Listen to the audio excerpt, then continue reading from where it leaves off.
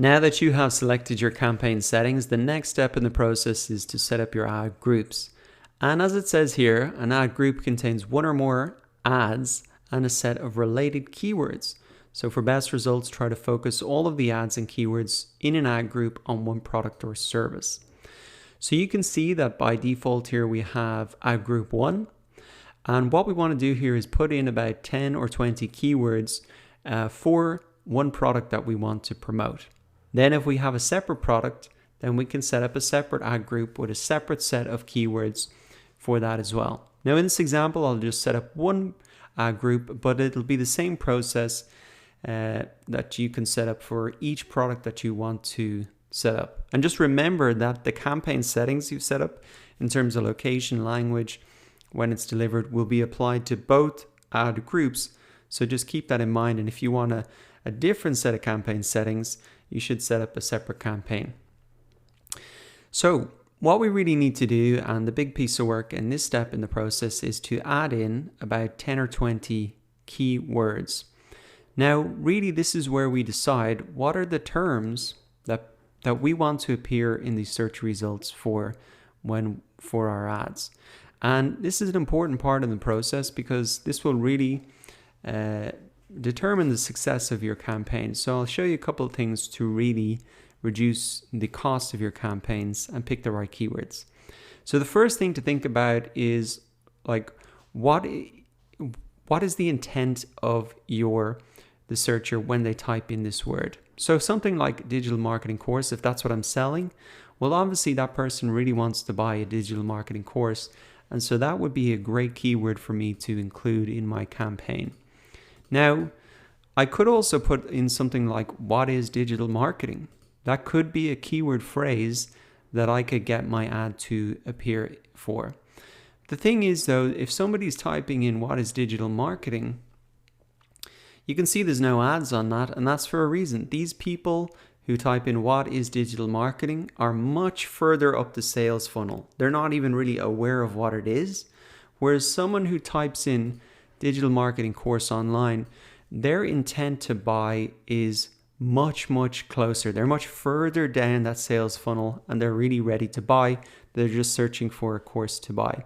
So when you think about your keywords, just remember, where are they in that sales funnel? Are they just becoming aware of this? And you should really avoid keywords like that. Or are they really ready to buy and you want to try and use keywords like that when you're setting up your ad group? So just keeping in mind, where are they in the sales funnel? That's an important consideration when you're picking your keywords. Now, how can you come up with more keyword ideas? Well, one thing to do is just to brainstorm a little bit yourself. So I could say digital marketing training. It's kind of a similar thing. Digital marketing class. Marketing class. So these are all terms that they might be typing in. Now, if I want to get a few more ideas, what I can do is also come over here to get keyword ideas. So I can just take one of these and paste these in here. And now AdWords is going to give me a couple of ideas, and I can really scroll down through these and have a look at these as well. Now, once again, I can maybe just pop that into Google, just check it out. Are these really the type of, do I want to compete with these guys? Have they got a very similar product? Or maybe I should really be focusing on something like, an online social media marketing course, something like that would probably be more appropriate for something like I'm doing. So you want to be quite careful in terms of these keywords and get them as accurate as possible. Now, if you want to get more keyword ideas, what you can do is come to the Keyword Planner tool. This is a tool within AdWords that will help get you more keyword ideas. So if we, for example, just take one of the main keywords here, paste this in, we could adjust that if we wanted to. So we could say the location, the language, etc. if we wanted to narrow that down. So I'm just looking globally here, but if I wanted to look in terms of just say the US, we can pop this in. And you should really match this up with the location you've set in your campaign. So let's see if we can get some ideas here. Now, if we look down, we've got some of the same kind of keywords, digital marketing certification. And the interesting thing about this tool is now we can start to see the suggested bid. So we can see like what is the suggested bid if we want it to appear in the search results for these campaigns. Now, I will say that this is quite a competitive keyword. Normally, there would be courses that could be $2,000 that people are selling offline in colleges, universities, etc. That's why these suggested bids are very high. So don't be put off by this. Probably for your product, the suggested bid is going to be a lot lower. But here's some other ones. Learn digital marketing. This is maybe a good term that I can use, and I can actually just add this in across here. Best digital marketing courses, digital media courses. Could be interesting just to add to the list and check it out. So as you go down through, just keep in mind the searcher's intent is what, again, would this be someone really looking to buy a digital marketing training or course? And just think about that as you go through and look at these different keywords. Now what you can do is actually copy all these to a clipboard then once you're happy, and then you can add these in again. Okay, so some other ideas. How can you get some more keyword ideas? Well, you can come and use this tool SpyFu. And what you really want to do is maybe come to, take one of your terms again, just paste that into the search results. And what you want to do is just take the URL of a competitor and we can paste that in. We can come to their paid keywords. And we can just get a couple of ideas here again. Digital marketing certification. We can see the cost per click there as well. Curriculum development. So that's kind of an interesting keyword. If we take that, pop that into Google, I'm not really sure what that is. So that definitely doesn't seem to be relevant. So I wouldn't want to include that in my campaign. But digital marketing certification is definitely one if I haven't got that there already. So you can see that you can pick up new ideas in a couple of different ways just by thinking of them yourself, searching in Google, using this suggestion tool here, using the Google Keyword Planner, and using SpyFu as well. So what you want to do is really build up a list of 10 to 20 keywords.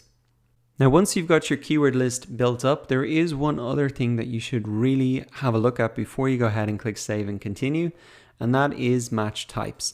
So you can see here, broad match, phrase match, exact match, and these are an important part of setting up your ad group because these match types really help control which searches can trigger your ads.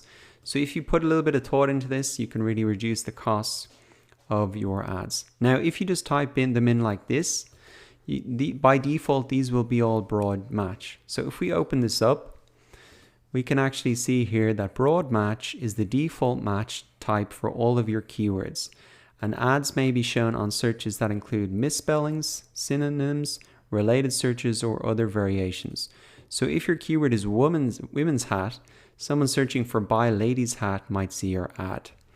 So this sounds great, but what it really means is that if you leave it like this, digital marketing course online, it could be shown to people who are searching for much broader search terms than that. And that's not really what you want. To reduce the cost of your campaigns, you want to try and trigger the ads only when you have these search terms or very closely related search terms. So what I have here is an image which I think helps explain this different match type a little bit better. So here's a couple of examples. This broad match, if you typed in something like formal shoes, then it would also match to formal footwear, evening footwear, men's dress wingtips. So it's pretty broad. Now, if you do one layer down, it's called a modified broad match. So if you put formal plus shoes, then that would match to evening shoes, black dress shoes, etc. So I want to show you how this works. If I put in, and we'll just stick with the same example to keep it simple. if I put in formal shoes, just like it is here, this is the broad match. So this could appear for a lot of different terms that are broadly related to this. Now, obviously, that's not going to be great for us because that means our ads could be triggered for a lot of different search terms where their intent might not be to buy shoes, but they're just checking them out or whatever. So what you can do then, one level down, is put in formal shoes. So what if we put this little plus symbol in here, it means our ad will only show up if the search term includes the word shoes, but it could be a little bit broader. So it could appear for things like evening shoes, black dress shoes, etc. So it must include that shoes, but this first word can be broadly related. Now what you can do even further down is put a star symbol or plus symbol in front of both words. So it would really have to contain formal and shoes in the search that they're appearing for, but it could appear words before or after like formal shoes, formal evening shoes, formal shoes comfortable, things like that. Now, if you want to get even more specific and trigger your ads only on a very specific search term, then you can use a phrase. So what we can do then is we could say keep the formal shoes, but we can remove these plus signs and then we can put in the parentheses here.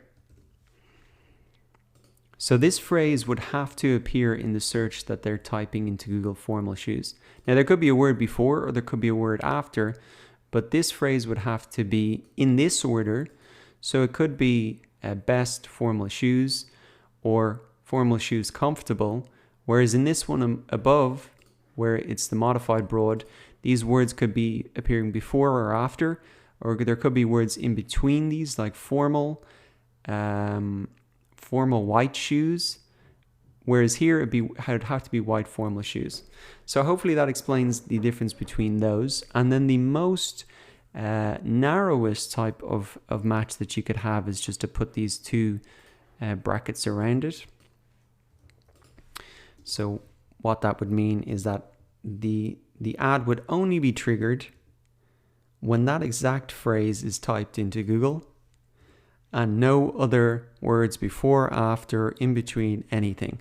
So that is the exact match type. So you can really set these by putting these little symbols in or before. And the key thing that you want to do is not just leave it on a broad match, because that will trigger your ads for a lot of broadly related keywords. And the purpose of really building up this keyword list and thinking about it is that you have really narrowed down the list of keywords for your ads that are going to be triggered. So what I would suggest you do is really focus on getting a pretty tight key list, and then you can just add the modified broad search on top of that. So what you're saying here is if you add these in, that in the search term, all of these words must appear. Now they could be in different orders, and there could be extra words before or after, but all of these words must appear in the search term. And so that's what I'd recommend. When you've decided your keyword list, just add the plus symbol in front of them so that those words have to be included in the search in order to trigger your ads. So I'm just going to go ahead and fill the rest of these out. Once you're done then, you can just go ahead and click save and continue. And that really finishes up the second step in the process, setting up your ad groups.